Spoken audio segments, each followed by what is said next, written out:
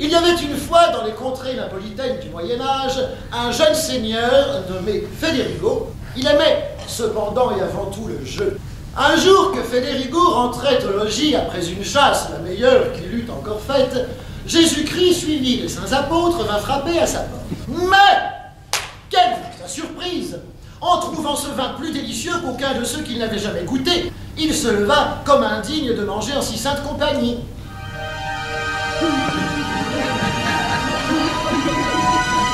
Nous sommes très contents de l'accueil que tu nous as fait et je désire t'en récompenser. Seigneur, faites que je gagne infailliblement toutes les fois que je jouerai avec ces cartes.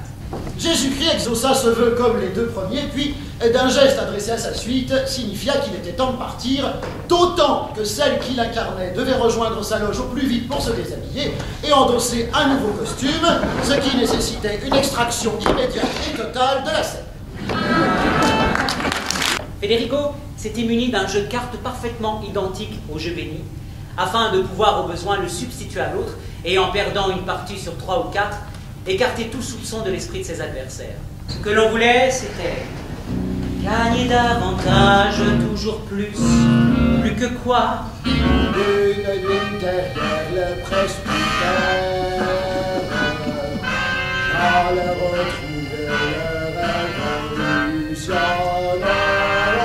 Il organisa une fête extraordinaire, qu'il fut annoncé comme le gala des faux semblants.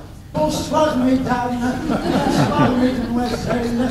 Et là j'entends mon Federigo qui me dit « Maline, il nous faut une marraine, et la marraine de ce gala, c'est toi. Everybody wanted to be rich. » En quelques heures, tout fut raflé, et Federigo devint l'homme le plus riche du royaume de Naples.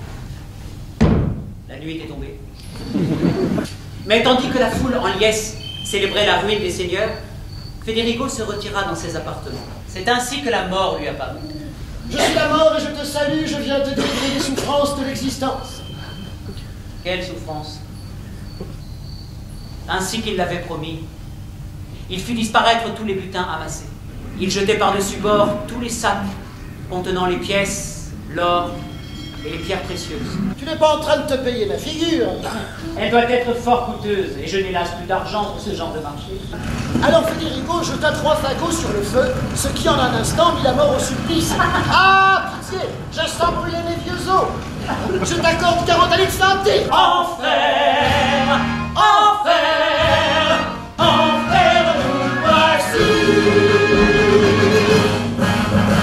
Bon, moi je vais bien y aller, mais qui va incarner Cerbère, le monstre à 3 têtes? Federigo, à vous les studios. Merci. Alors là, il faut s'imaginer que cet ectoplasme nous fait traverser le Styx dans une sorte de barque. Est-ce Pluton qui demandez-vous? Bien, par ma foi, je demande Pluton. Si je gagne, et pour chaque partie gagnée, j'aurai le droit de choisir une âme parmi toutes celles qui peuplent tes États et de l'emporter avec moi. Fort bien, fort bien. Ça suffit, ta musique du Tex Avery, là. Ah, non. Et si Non. ce fut le coup de trop porté à la fragile personne qu'était la mort. Mesdames et messieurs, je vous ai gré d'être restés, car je suis feu la mort. Savez-vous donc comment mort se tue? Elle se tue en chantant à tue-tête. Et c'est ainsi que notre Seigneur vint aux portes du paradis, où il trouva Federigo à genoux sur le seuil, avec ses âmes rangées derrière lui.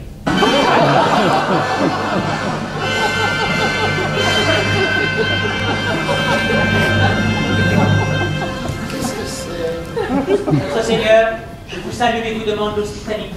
Mesdames, Mesdemoiselles, Messieurs, je vous invite à rejoindre l'ange Federigo au paradis. Voilà. Ça vous fait du bien, ça débrouille les os. On se dépêche. Ce n'est pas une plaisanterie, j'ai une vie. Alors, on s'arrête là. Vous avez là une porte de paradis, on vous en faire 10 ans de catéchisme.